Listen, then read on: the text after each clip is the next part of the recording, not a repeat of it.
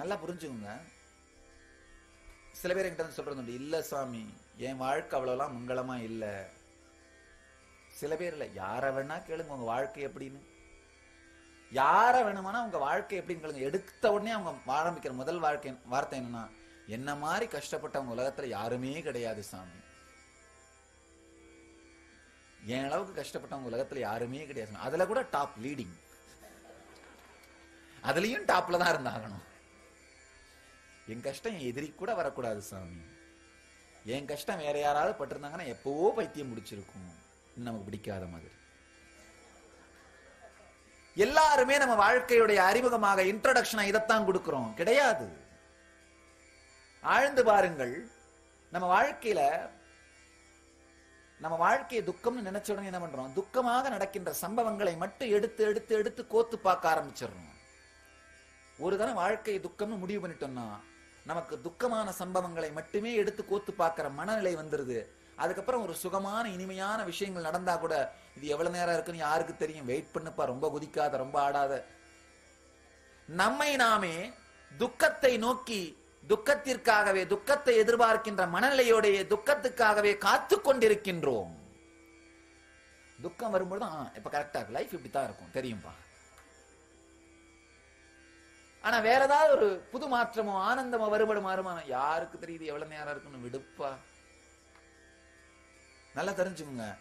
எந்த சேனலை டியூன் பண்றீங்களோ அந்த சேனல் உங்க டிவில தெரியும். அதே மாதிரி எந்த நிகழ்ச்சி உங்கள் வாழ்க்கையில மீண்டும் மீண்டும் வரும்னு மனசுல எதிர்பார்த்துட்டு இருக்கீங்களோ அதுதான் வரும். வாழ்க்கையே ஆனந்தமயம், மங்களமயமானது அப்படின்ற உணர்வுல இருந்தீர்களானால் உங்கள் வாழ்க்கை முழுவதும் சிவத்தன்மை பொங்குவதை காண்பீர்கள். நல்லா தெரிஞ்சுக்கோங்க. உங்களை கஷ்டப்படுத்தி இந்த பிரபஞ்ச சக்திக்கு நடக்க வேண்டியது எதுவுமே இல்லை. God is not a sadist. Existence is not a sadist. உங்களை துக்கப்படுத்தி அடைந்து கொள்ளப்பட வேண்டிய விஷயம் இந்த பிரபஞ்சத்திற்கு எதுவுமே இல்லை. நீங்கள் மலர்வதற்காக இங்கு உருவாகி இருக்கிறீர்கள். உங்கள் மூலமாக பிரபஞ்சம் தன்னை பூர்த்தி செய்து கொள்ளுகின்றது. உங்கள் மூலமாக இறைவன் தன்னுடைய லீலையை நடத்தி கொள்ளுகின்றான். ஆழமா புரிஞ்சுக்க வேண்டிய சத்தியம் இது. நீங்கள் விபத்தாக இங்கு வரவில்லை, ஒரு மிக அருமையான அதிசயமாக இங்கள் பூத்திருக்கின்றீர்கள். அதாவது விபத்து அதிசயம் ரெண்டுமே எதிர்பாராதுதான், ரெண்டுமே எதிர்பார்க்காம நடக்கிறது தான். நடந்தது நல்லதுன்னு நாம நினைச்சா அது அதிசயம்னு சொல்லிக்கிறோம், நடந்தது கெட்டதுன்னு நாம நினைச்சா விபத்துன்னு சொல்லிக்கிறோம். ஆனா ரெண்டும் எதிர்பார்க்காம நடக்கிறது தான். அத விபத்தாவோ அதிசயமாவோ பார்க்கிறது நம்ம கையில தான் இருக்கு. உங்கள் வாழ்க்கையை நீங்கள் விபத்தாகவும் பார்க்கலாம், அதிசயமாகவும் பார்க்கலாம். ரெண்டுமே எதிர்பார்க்காம நடக்கிறது தான். அது கெட்டதுன்னு நினைச்சீங்கன்னா என்னவா பார்ப்பீங்க? உங்கள் வாழ்க்கையை ஒரு மிக நீண்ட விபத்தா பார்ப்பீங்க.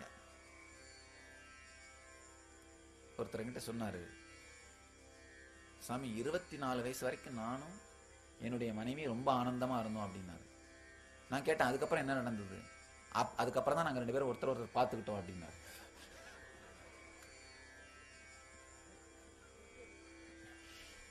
ரெண்டுமே எதிர்பாராததுதான். விபத்தாகட்டும் அதிசயமாகட்டும், நடப்பது அனைத்தையும் மங்களம் என்று நினைத்தோமானால் அது அதிசயம், நடப்பது அனைத்தையும் துக்கம் என்று நினைத்தோமானால் அது விபத்து. உங்க வாழ்க்கையை நீங்க விபத்தாகவும் எதிர்கொள்ளலாம், அதிசயமாகவும் எதிர்கொள்ளலாம். ஒவ்வொரு வினாடியையும் மங்களத்தன்மையோடு, ஆனந்தத்தோடு, பூரிப்போடு, புதுத்தன்மையோடு வாழ்க்கையை பார்ப்பவன் சிவனாகவே வாழுகின்றான், சிவத்தன்மையில் வாழுகின்றான். காரணமில்லாத மங்களத்தன்மை. உள் செல்லும் சுவாசம் மங்களம், வெளியேறும் சுவாசம் மங்களம், உள்ளுக்குள் பொங்கும் உணர்வு மங்களம். அத்துணையுமே ஆனந்தம், அத்துணையுமே இனிமை. நல்ல ஆழமா புரிஞ்சுக்க வேண்டியது. நம்ம செய்ய வேண்டியது எல்லாமே ஒரே ஒரு விஷயம்தான். கொஞ்சம் ஸ்ரத்தையோடு வாழ்க்கையை ஆழ்ந்து பார்த்தல். மோதிரம் போட்டுக்கிற அளவுக்கு சொத்தை கொடுக்கலையேன்னு கடவுளை காலையிலிருந்து மாலை வரைக்கும் திட்ட நாம, மோதிரம் போட்டுக்கிற கட்ட விரலையாவது கொடுத்தியேன்னு நம்ம நம்புறதில்ல, கட்ட விரலை கொடுத்திருக்காரேன்றதுக்காக ஆனந்தப்படுறதில்ல. மோதிரம் போட சொத்து இல்லையேங்கிறதுக்காக காலையில இருந்து சாயந்தரம் வரைக்கும் திட்டிட்டு இருக்கிறோம்.